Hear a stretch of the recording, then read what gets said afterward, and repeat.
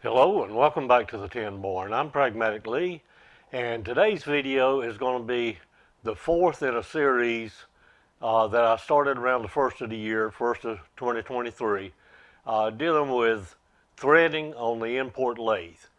In the first video, we looked at the change gears on the lathe, how they interact with each other, how to stack them up, and most importantly, how to read the legend with the lathe. Mine is, again, the Precision Matthews 1127, but I feel certain that this is pretty much the same for many of the models of the PM lathes and also other import names.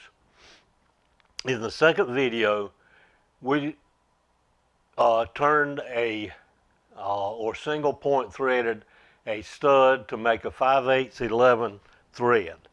Now to begin that, or to cut that thread, because it was a 5/8 11 external, we started with a piece of 5/8 material and simply turned down the 18 threads, the 11 threads per inch to match an existing hardware store nut. In the third video, we looked at cutting internal threads, a 5/8 18. And to match that internal thread to an existing bolt. We looked on our Starrett chart on the wall and saw that a 5/8 18, the inner diameter or the diameter of the bore to cut that thread was 0.578. In this fourth video, we're going to look at something a little bit different. In both the internal and the external, we had one part, and we had a chart, or we had a known amount to match to it. The external, we had a nut,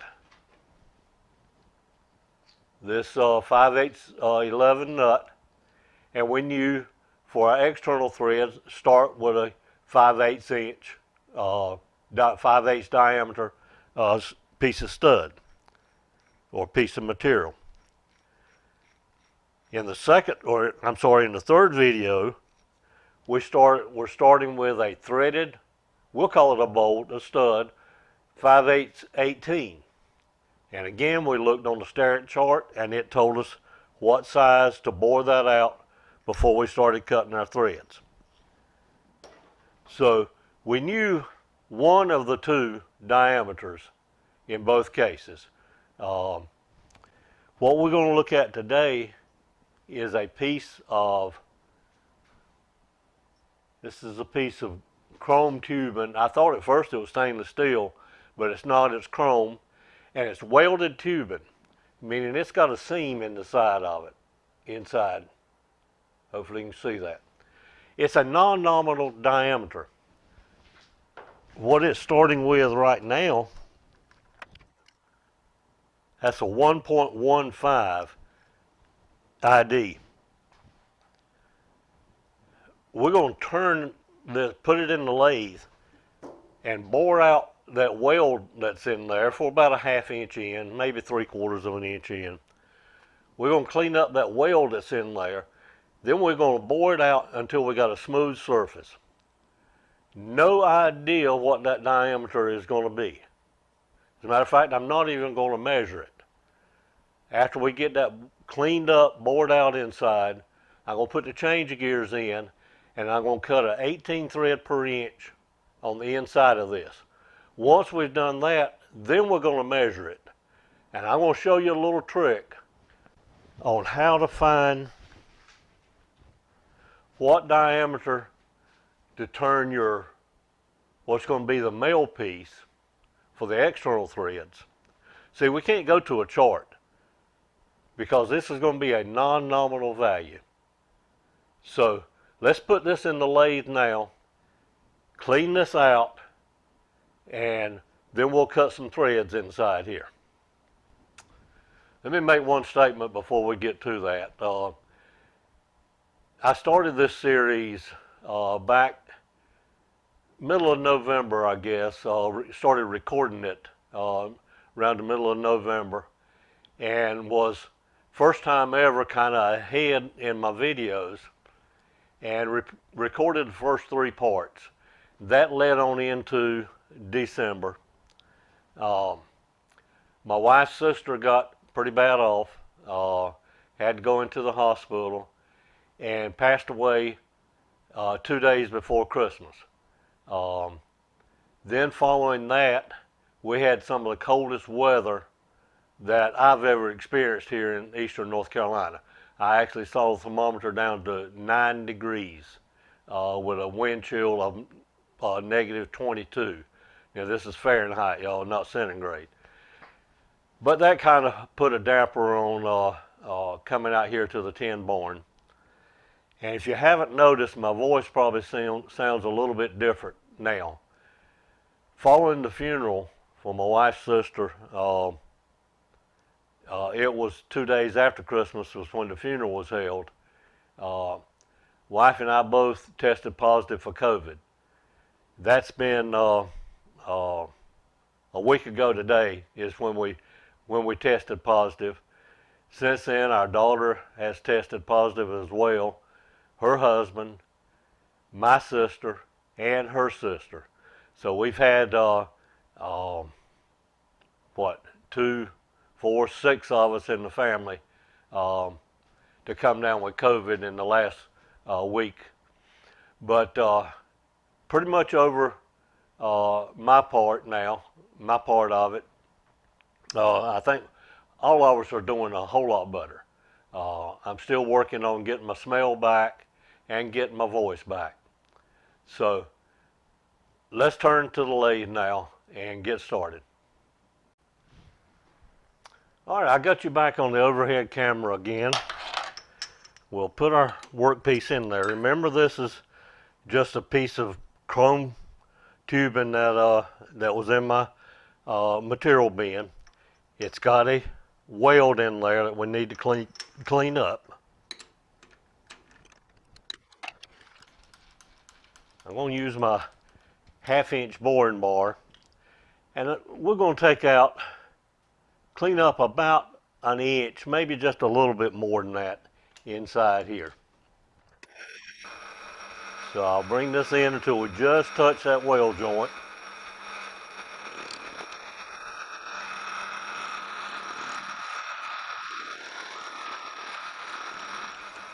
All right, I know that that's in there now. I'm not going to hit any big obstructions, so I'm going to come in about 30 thousandths now, hopefully. Yeah, that's going to clean up the weld joint and just touching. I want to make a clean surface all the way around.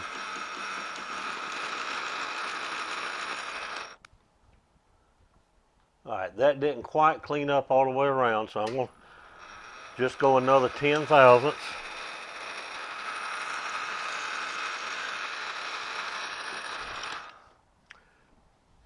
All right, that cleaned up all the way around. Get my air turned on right quick.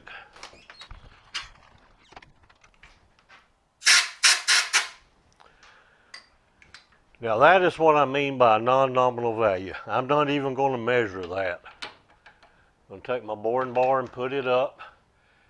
And I'm going to take an internal threading tool. Now, I'm not quite ready to cut threads yet, but what I want to do is get a relief here. So I've got that point about lined up with the edge here. I'm going to zero out the Z-axis, and I'm going to come in a 1/2 inch. Actually, I'll come in just a little bit further to that shoulder on the threading tool. And what I'm going to do here is use that to cut an internal thread relief. If you remember from the 3rd part of this video series, I showed you the cutaway view of the relief on the internal threads. So that's basically what I want to do. I'm going to touch off.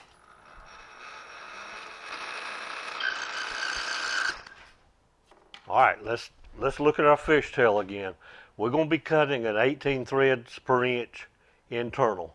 On our fishtail, it tells us that the double depth of an 18 thread per inch is 72 thousandths. So that's how much we want to move on the dial here to cut out.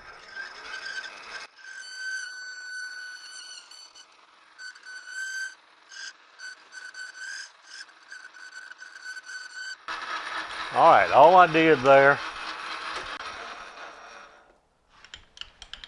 I will get the camera and see if I can get a shot of what's in there. But all I did was cut a internal thread relief. All right, what I'm going to do now, and I'm not going to show this on the video because I went into great detail in the first part, but I'm going to come over here to my change gears and put in the gears for the 18 threads per inch. I'm also going to set up my compound for internal threading. And again, I'm not going to go into a great deal of detail on that because that's covered in the third part. But then we'll cut us 18 threads per inch inside this piece. Okay, I got the regular turning change gears out and got the 18 threads per inch change gears in. I also have my cross slide handle bottomed out and set at 0. I have the compound at 29 degrees, 29.5 degrees in this direction, and I have my dial zeroed out. Now I went through all that setup in detail in parts 1 and actually the third part for the external or internal threading. Now, how much do we need to cut these threads to get a 18 threads per inch? We don't have anything to test it against. This is a non-nominal value. We don't have a bolt or stud. Remember the formula we talked about in the previous videos. I used the constant 750 divided by the threads per inch. We're going 18 threads per inch here, so 750 divided by 18 is 42 on the compound dial. Now, since we're going in reverse, we'll start at 100 thousandths minus the 42 on there. So our compound dial should read 58, and we'll probably make several scratch pass or several spring passes once we get to that 58 on this dial. So I've got correct speed. I'm in the lead screw and not the drive screw. All right, I think we're ready to wait for a number to come around.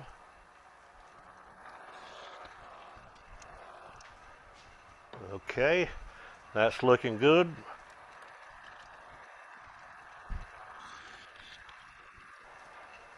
And again, everything I'm doing here, I went into great detail on the previous videos. And I'm just going into a depth where I'm getting to that relief that I cut on the inside. I can tell by the sound of the tool.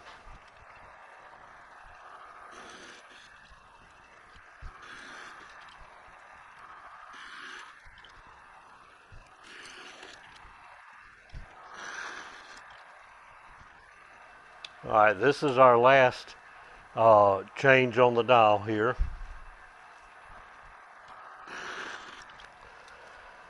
And now I'm just going to make several spring passes to be sure we got that thread cleaned out good in there.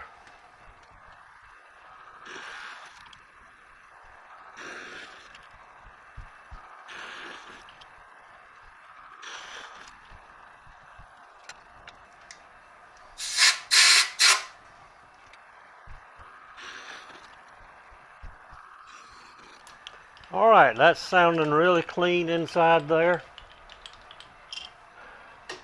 If it were an external thread, I would of course take a file to it and clean up the ridge just a little bit.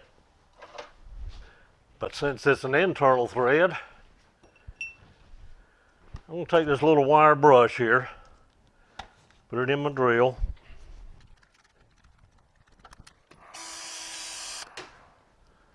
All right, that's got that clean. Again, let me see if I can snap you a little picture. Now here is where the magic of this entire video is going to come in. We've got a non-nominal, we've not even measured it yet, but we've got an internal thread that we want to match an external thread to. We want to take this little piece of stock right here that's just a little bit larger diameter than our tubing. We want to turn down a section of it and then thread it to match that. So how do we know what size diameter to start with? This is a little something that I picked up from Joe Piezinski channel. I think he calls them shop gems. But it's a very interesting little trick. We're going to take our calipers and measure this inside diameter. Doesn't matter what it is, as long as you can measure it, that's all that counts. That comes to 1.146. 1.146. Double check that. Glad I did double check it, because I must have been setting that angle. That is 1.164. 1.164. Did I just read the calipers backwards? 1.165. So I think we're good on that. Now, we've measured that. Could be anything, any measurement whatsoever. Remember, we're cutting 18 threads per inch. We want the decimal value of 18 threads per inch. Now, the fraction representation of 18 threads per inch is, of course, 1/18.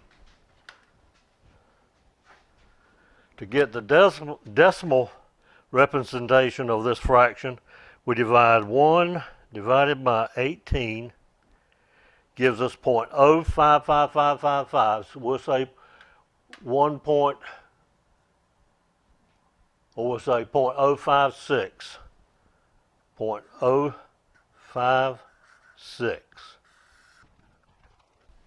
The diameter of this piece needs to be a little bit larger than this, meaning the major diameter on this needs to be a little larger than the major diameter there to match the minor diameter, to match the internal thread. So if we add these two together, we're going to turn about a ½ inch of this to 1.220, cut our threads in, and magically that should match that. To turn that piece of stock though, I need to take this out, of course, and put my regular feed gears back in. So I'll do that and bring you right back.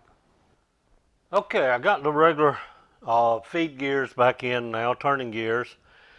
I've got our workpiece loaded into the chuck, and I've got a little wetness mark here at a ½ inch in. We're going to turn this down to our measurement of 1.220.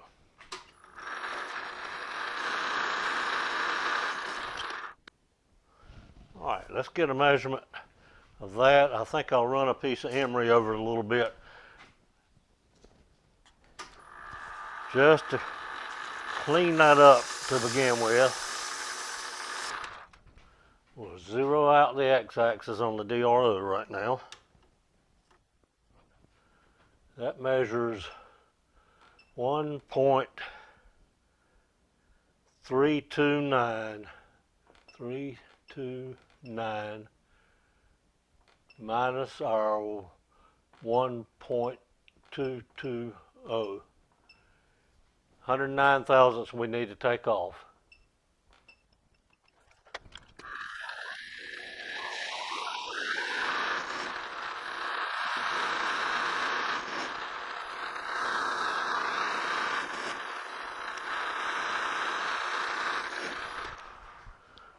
Should have about 6 or 8 more thousandths to go.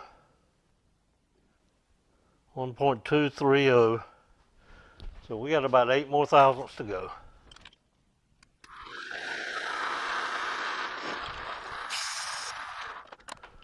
I'm going to put a pretty liberal lead-in chamfer on this. Now, just like we did on the internal threads, we need a little thread relief right here for the external threads as well.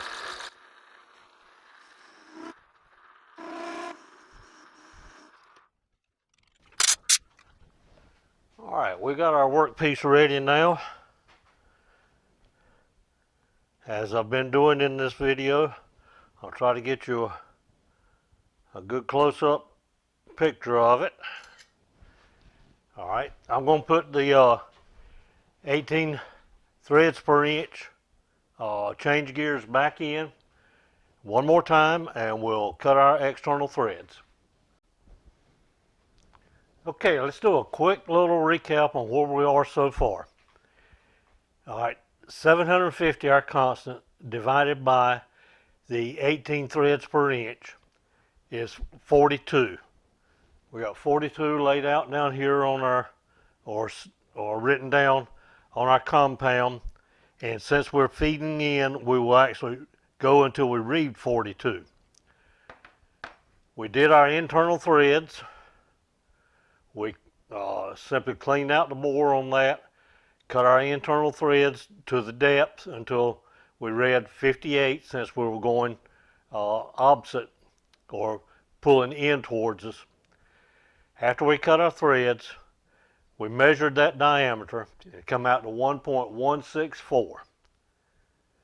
We took the decimal value of the 18 threads per inch, which 1 over 18 is the fractional representation of 18 threads per inch. The decimal value of that is 56 thousandths. We added 1.164. We added 56 thousandths of that. We come into 1.220, which is what we turn the diameter of this workpiece. That's going to be our plug per se. I've got the change gears back in now. Got everything set up. Got the lathe down here in the threading mode. Got the speed set correctly. I've got my cross slide handle in the position I want it with a 0 marked. Zeroed out the x-axis on the DRO, and I've got the compound zeroed. So now we're going to feed in. We'll feed in about 5 thousandths at a time.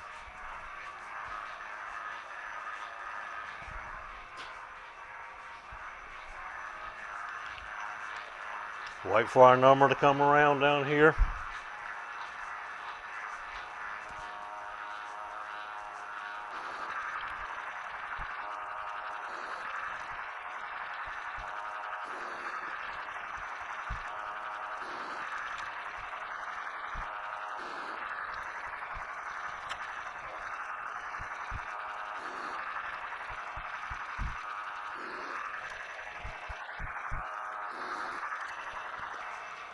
All right, this is the 42 on the dial. And now we're going, just like we did the internal threads, we're going to make several spring passes.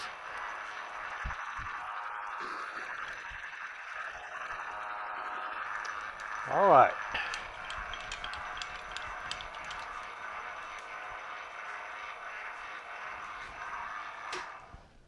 Now, without making any overages, let's see if this fits.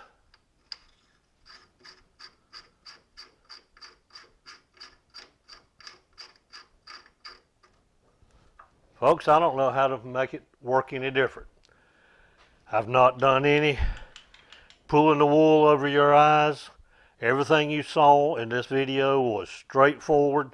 The only thing you didn't see on this video was me changing the change gears in and out. Just that simple. Let's go back to the workbench and do a quick recap. Okay, you know, sometimes I have a tendency to overthink things, and ever since I got this lathe and started doing a little internal and external threading, it was kind of a mystery to me of how you would go about matching a non-nominal thread. Because with every other thing, okay, I want to do a 3/8, let's see, what's the standard? A couple standards here, 1/4 20, 3/8 16, 3/8 24. All those various sizes, you can go to a machinery's handbook.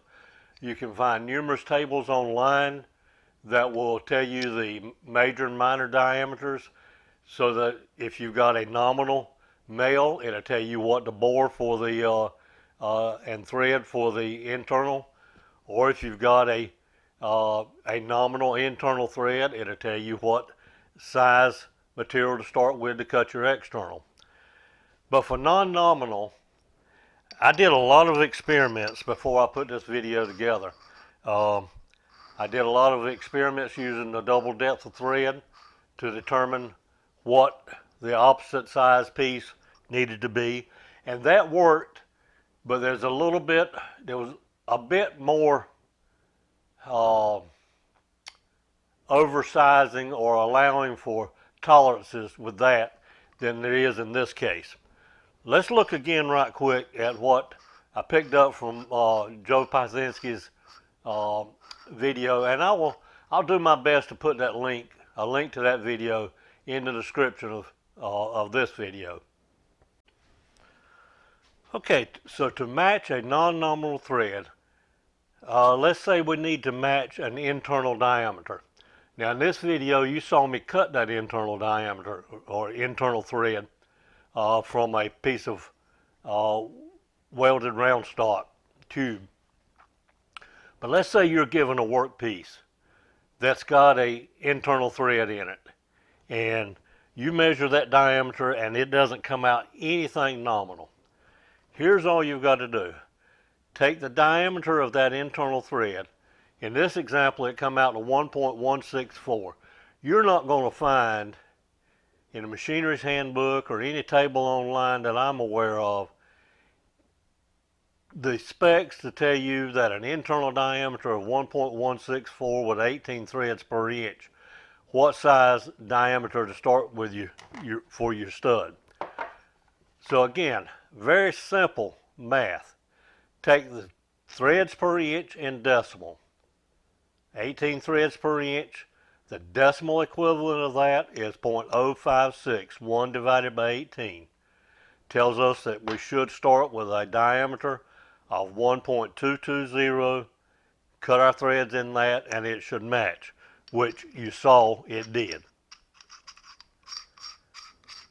Now the inverse is true as well. Say you're given a piece of material that's got an external thread on it, such as this. You need to match an internal thread for that. So take whatever the diameter, major diameter of the external threads is, 1.220, subtract from it the decimal representation of your threads per inch. In this example, 18. So subtract from the 1.220 the 0.056 to give you 1.164. Okay, I hope you've enjoyed and maybe got a little bit out of this series on threading on the import lathes. Again, we looked at change gears, how to change the gears. we looked at external threading, internal threading, and today we looked at matching a non-nominal value, which would hold true no matter whether it's an in-point lathe or whether you've got a gearbox and don't have change gears. But again, this video, all 4 of these videos in this series are being recorded before even the first one is published. This is the, I think January the 6th when I'm recording this, and the first video of the series will be published on January the 7th. So I have no idea what kind of reaction I'm going to get to this series as far as views are concerned, or comments, or questions, or thumbs ups, or whatever kind of reaction to them. But I'm trusting it'll be good, and if you've got something from this series of videos, or if you think others might get something from it, please share it. Give it a thumbs up. I hate to beg for thumbs up and shares and that kind of thing, but that's what helps the channel. And I depend on you guys to view them, comment on them, react to them, and hopefully I can continue in 2003 making videos to share with you guys. Take care, and I'll hopefully see you on another video soon.